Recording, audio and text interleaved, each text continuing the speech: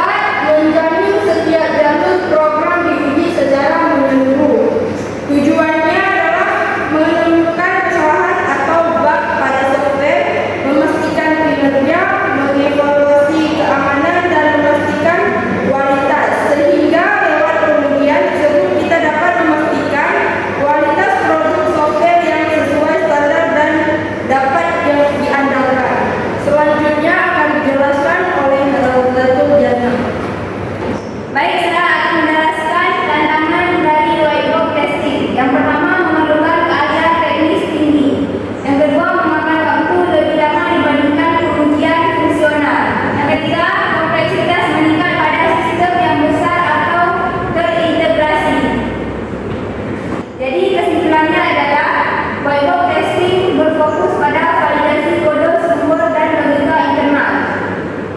Kebutuhan utama termasuk pemahaman kode, pengujian jalur logika, aliran data, dan otomatisasi. Meskipun memerlukan waktu dan keahlian, teknik ini memberikan hasil deteksi bug yang lebih tinggi. Secara sekilas, dapat diambil kesimpulan, white box testing merupakan petunjuk untuk mendapatkan program yang benar 100%. Pengujian dilakukan berdasarkan bagaimana suatu software menghasilkan output dari input. Demikian